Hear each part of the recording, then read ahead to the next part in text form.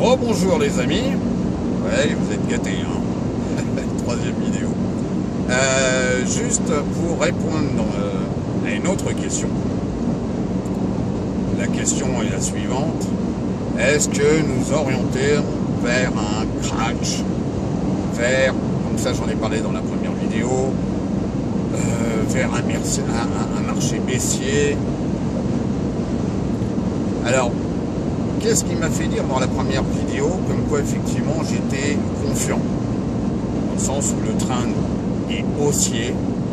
Alors, déjà premièrement, certains vous disent comme quoi le train haussier des marchés américains a commencé en 2016. Je ne vais pas épiloguer parce qu'il y en a d'autres qui vont me dire ah ben non, c'est depuis 2009, etc. et qu'il y a des cycles, c'est séculaire, etc. Bon. Moi je dirais simplement aujourd'hui, c'est que tant, je viens d'écouter, vous voyez, juste il n'y a pas longtemps BFM, où ils étaient en train d'épiloguer sur l'euro, le dollar, les taux d'intérêt qui risquent de monter ou pas en fonction de l'inflation qu'il y a aux États-Unis. Bon, ben, a priori, ils n'ont pas atteint les niveaux escomptés au niveau de l'inflation, donc de manière, je pense que la liquidité et les taux d'intérêt, la liquidité, il y en aura toujours, et les taux d'intérêt risquent pas de monter. Ça risque peut-être de jouer sur les bancaires, mais ça, on verra ça après. Alors, qu'est-ce qui me fait dire comme quoi je suis confiant? Voilà. On peut avoir du retracement, si vous voulez.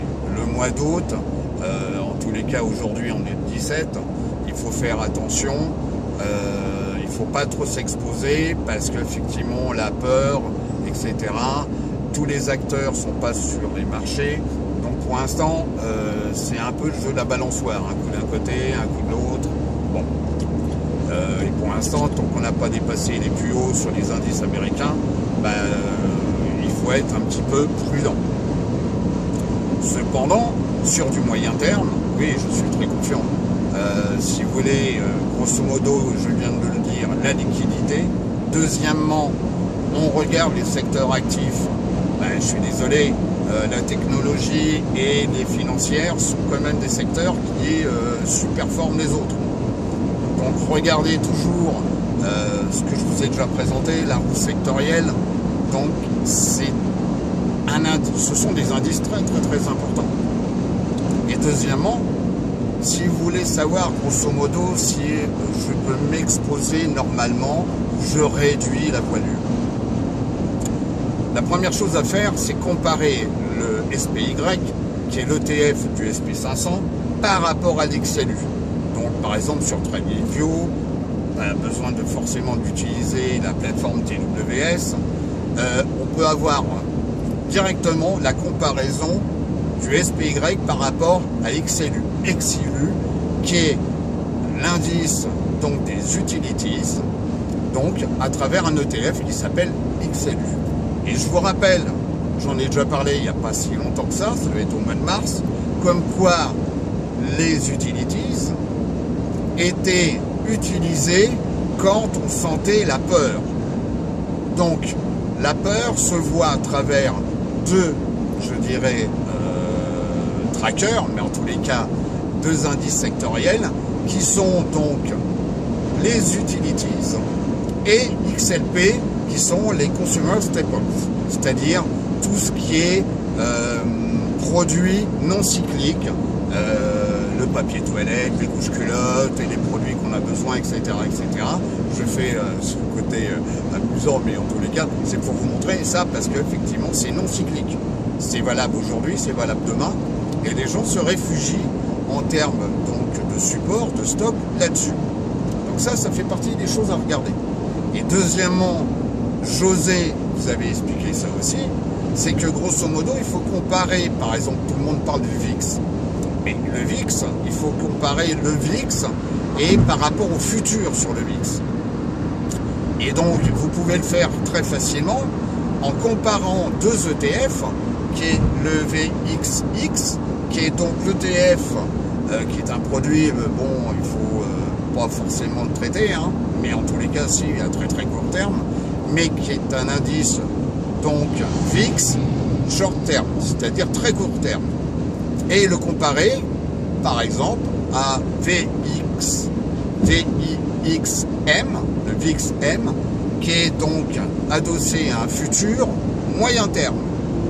Parce que normalement, la peur, on a toujours peur du futur, mais moins peur du présent.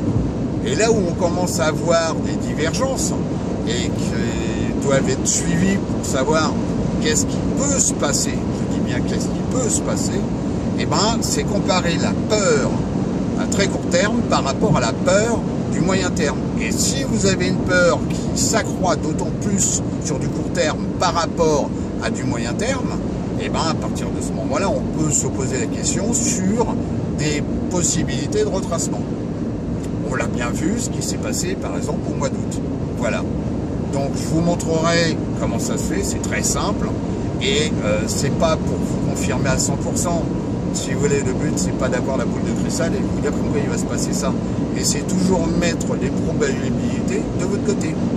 C'est comme par exemple comparer le SPY par rapport à TLT. TLT étant donc des bons du trésor sur du 20 ans. Ça aussi c'est intéressant de comparer. Donc c'est pour vous donner l'ensemble des outils pour avoir un tableau de bord et ne pas se faire des peurs là où il n'y a pas besoin, quoi. Il n'y a pas besoin. Voilà. Mais cependant, aujourd'hui, soyez prudents. Tant qu'on ne sera pas arrivé sur le mois de septembre, bon, voilà. Il y aura une autre échéance à suivre de très près, c'est au mois d'octobre, puisque effectivement le Parti communiste chinois va se réunir pour reporter et reconduire donc tous les ponts. Donc, et pour l'instant, les trucs, les dossiers sont un peu couverts et tout. Bien entendu, le but pourrait être soit réélu, soit etc. Donc on met tout ça dans la cocotte minute et on laisse passer le temps. Bon, c'est tout. Mais pour l'instant, sur du moyen terme, voilà. Et souvenez-vous, je ne sais pas comme quoi ça va avoir lieu, mais j'avais fait également une présentation sur le Financial Timetable. Et effectivement, pour l'instant, on est encore dans les temps. Il risque peut-être de se passer quelque chose, peut-être en 2019, peut-être 2020, mais s'inquiéter à outrance, et c'est pas parce qu'on a eu, je dirais, ces échanges de mots et de tweets entre notre cher président qui a jamais été élu, mais enfin en tous les cas, donc de la Corée du Nord, et puis le Donald Trump, donc se faire des peurs là aussi.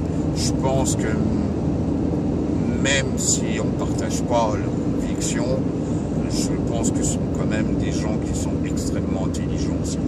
Et les Chinois sont derrière aussi. Donc c'est pour ça. Alors soyez attentifs donc, sur ce mois d'août. C'est pour ça que je traite beaucoup moins ces derniers temps. Parce que la tendance, elle n'est pas très claire. On peut casser par le bas, on peut casser par le haut. Mais pour l'instant, on est en période intermédiaire et si vous regardez les indices, et je vous ferai une présentation à travers l'analyse des marchés et des secteurs. Donc, c'est pas la peine de prendre des positions pour prendre des positions. Donc, pour être tranquille dans ma tête, je joue le feignant et j'attends. Voilà. Donc, c'était juste le petit mot. Je vous remercie et je vous dis à bientôt. Bye. Ciao.